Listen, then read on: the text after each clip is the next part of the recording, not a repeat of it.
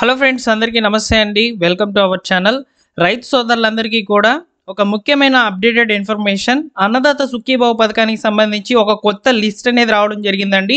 So ఇప్పటి వరకు మీరు ఈ యొక్క స్టేటస్ అనేది చెక్ చేసుకుంటూ ఉన్నప్పుడు మీ యొక్క రీమార్క్స్ కానివ్వండి లేదా స్టేటస్ అనేది ఈ విధంగా కనుక ఉండినట్లయితే వెంటనే మీరు విఆర్ఓ గారిని కలవండి. లేకపోతే మీకు అన్నదాత సుఖీభావ అనేది మిస్ అయిపోయే అవకాశం అయితే ఉంటుంది. అలానే నేను మీకు ఈ వీడియోలో అన్నదాత సుఖీభావ రిలీజ్ డేట్ ఎప్పుడు కూడా చెప్తాను, ఓకేనా? సో వీడియోని పూర్తిగా చూసి తప్పకుండా లైక్ చేయండి ఫ్రెండ్స్. ఇలాంటి లేటెస్ట్ అప్డేట్స్ కొరకు మా టెలిగ్రామ్ ఛానల్ని ఫాలో అవ్వండి. సో ఇప్పుడు నేను అఫీషియల్ వెబ్ పేజ్లోకి అయితే వచ్చి నేను స్టేటస్ ఈ విధంగా ఉంటే ఖచ్చితంగా మీరు మీ యొక్క విఆర్ఓ గారిని అయితే కలవండి. లేనటువంటి పరిస్థితిలో మీకు అన్నదాత సుఖీభావ పథకానికి సంబంధించిన మొదటి పేమెంట్ అనేది మిస్ అయిపోయే అవకాశం అయితే ఉంటుందన్నమాట, ఓకేనా? వివరాల్లోకి అయితే వెళ్ళిపోదాము. టెలిగ్రామ్ ఛానల్లో లేటెస్ట్గా అన్నదాత సుఖీభావ పథకానికి సంబంధించి వచ్చేటువంటి అప్డేట్స్ అనేటివి పోస్ట్ చేస్తాను. టెలిగ్రామ్ ఛానల్లో జాయిన్ అవ్వండి. డిస్క్రిప్షన్లో అయితే లింక్ పెడుతున్నాను. ఇంకా లేట్ చేయకుండా టాపిక్లోకి కనుక వచ్చినట్లయితే, సో అన్నదాత సుఖీభావ పథకానికి సంబంధించి నో యువర్ స్టేటస్లోకి వచ్చి చాలామంది కూడా వారి యొక్క స్టేటస్ అనేది చెక్ చేసుకుంటూ ఉన్నారనమాట. సో కొంతమందికి క్యాప్చా అయితే కనిపించడం లేదు అని అంటున్నారు. క్యాప్చా అనేది కనిపించకపోతే అక్కడ సర్వర్ ఇష్యూ అనేది ఉందని అర్థం అనమాట. అంటే ఇప్పుడు నంబర్ ఆఫ్ యూజర్స్ అనేవాళ్ళు ఒకేసారి ఈ యొక్క వెబ్ పేజ్లోకి వచ్చి సెర్చ్ చేస్తూ ఉంటారు. సో అలాంటి సందర్భాల్లో ఏం జరుగుతుందంటే ఇక్కడ మనకు ఈ యొక్క క్యాప్చా అనేది డిస్ప్లే కాకపోవడం, సర్వర్ డౌన్ అవ్వడము, ఇలాంటివన్నీ కూడా జరుగుతాయి అన్నమాట. సో ఈ యొక్క అన్నదాత సుఖీభావ పథకానికి సంబంధించి నేను మార్నింగ్ అయితే వీడియో అప్లోడ్ చేయాలనుకున్నాను. సో అప్పుడు నాకు క్యాప్చా అనేది కనిపించడం లేదు. సో అందువల్ల నేను ఇప్పుడు ఆఫ్టర్నూన్ అయితే చెక్ చేసుకొని మీ ముందుకైతే వీడియో అనేది చేస్తున్నాను. ఇక్కడ అర్థం ఏంటంటే సర్వర్ డౌన్ అయినప్పుడు మాత్రమే ఈ క్యాప్చా అనేది ఎల్లో కలర్లో ఉండేటువంటి ఈ క్యాప్చా అయితే కనిపించడం లేదని తెలుస్తోంది. సో ఓకేనా? సో చాలామంది కూడా చెక్ చేసుకున్నప్పుడు ఈ విధంగా ఉంటుందని కామెంట్ పెడుతున్నారు. దానికి అర్థం ఇదే అనమాట. సో నేను అక్కడ రైతు యొక్క ఆధార్ అయితే తీసుకున్నాను. తీసుకున్న తర్వాత ఇక్కడ క్యాప్చా అయితే అడుగుతుంది చూడండి. సో క్యాప్చా అయితే ఎంటర్ చేస్తున్నాను చూడండి.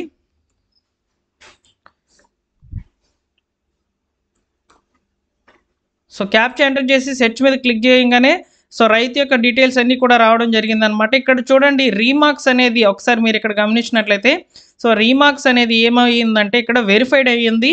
స్టేటస్ అనేది ఎంఏఓ అప్రూవ్డ్ అని వచ్చిందనమాట.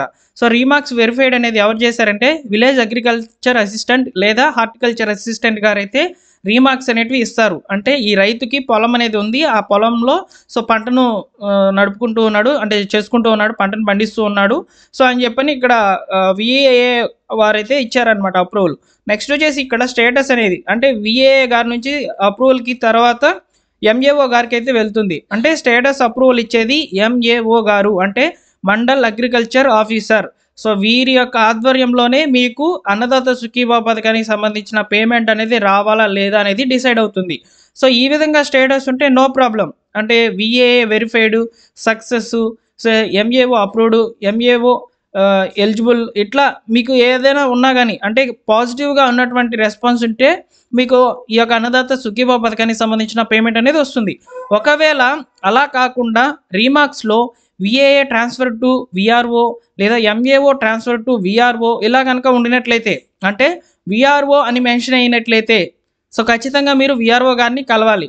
సో వారికి సంబంధించి ఎందుకు ఇలా స్టేటస్ అనేది వచ్చింది అని మీరు నన్ను అడిగినట్లయితే, ఇక్కడ మనకు ముఖ్యంగా రైతు యొక్క ఖాతాకు, అంటే ఇది ఒక సర్వే నెంబర్ లేదా భూమికి సంబంధించినటువంటి ఖాతా ఉంటుంది కదా నెంబర్ అనేది, ఆ ఖాతాకు రైతు యొక్క ఆధార్ నెంబర్ లింక్ కాకపోవడం వల్ల ఆ డీటెయిల్స్ అనేటివి ఇక్కడ ఓపెన్ అవ్వవు అనమాట.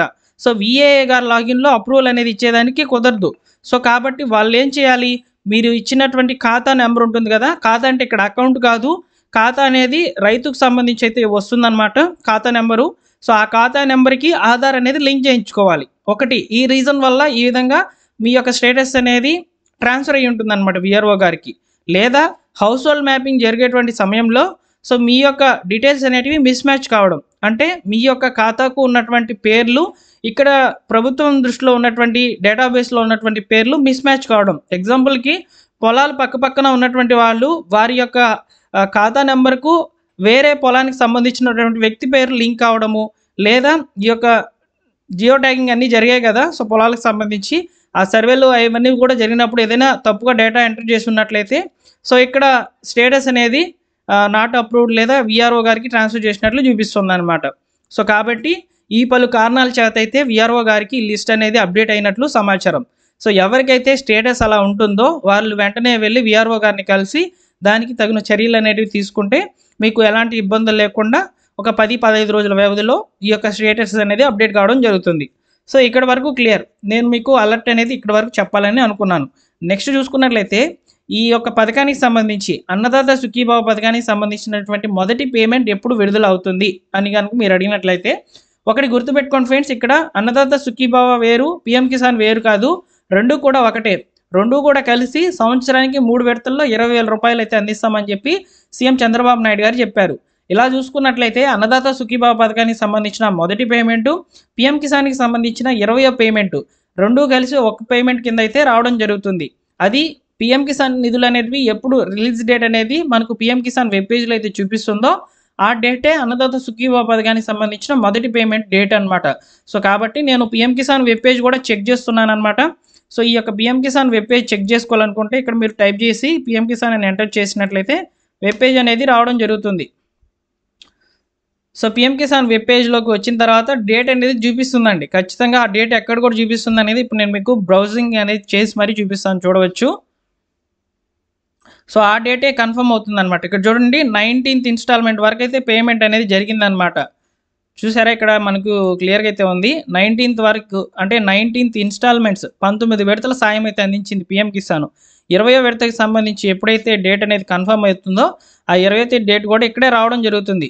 అంటే ఇప్పుడు ఎట్లా అయితే ఈ విధంగా చెప్పున్నారో ఈ విధంగా 24వ తేదీ ఫిబ్రవరిని అయితే విడుదల చేస్తామని ఇక్కడ 20వ విడతకి సంబంధించిన డేట్ అనేది ఇస్తుందన్నమాట పిఎం కిసాన్ వెబ్ పేజ్లో. సో అప్పటి వరకు వెయిట్ చేయాల్సిందే అన్నదాత సుఖీభావ మొదటి పేమెంట్ అనేది.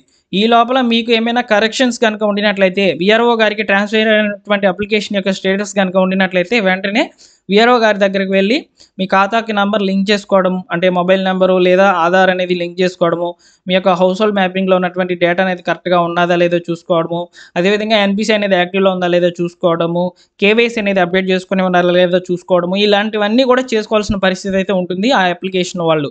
ఓకేనా, మీరైతే ఎలిజిబుల్, కాకపోతే ఇక్కడ ఏం జరిగిందంటే మీ డేటా అనేది కరెక్ట్గా లేదు గవర్నమెంట్ దగ్గర. సో ఓకేనా, ఇవన్నీ కూడా అప్డేట్ అయితే చేయించుకోవాలి విఆర్ఓ గారికి ఎవరికైతే అప్లికేషన్ అనేది ట్రాన్స్ఫర్ అయ్యి ఉంటుందో. ఓకేనా, సో ఓకేనా, ఇదన్నమాట ఫైనల్గా ఇన్ఫర్మేషన్ రైతులకు సంబంధించి నేను మీకు చెప్పాల్సినటువంటి ఇన్ఫర్మేషన్ అయితే చెప్పేశాను. మీకు ఇన్ఫర్మేషన్ నచ్చితే తప్పకుండా లైక్ చేయండి ఫ్రెండ్స్. అలానే మన ఛానల్ ఫస్ట్ టైం కనుక చూస్తున్నట్లయితే సబ్స్క్రైబ్ చేసుకొని రెగ్యులర్గా అయితే ఫాలో అవుతుండండి. ఓకేనా, థ్యాంక్ యూ ఫర్ వాచింగ్.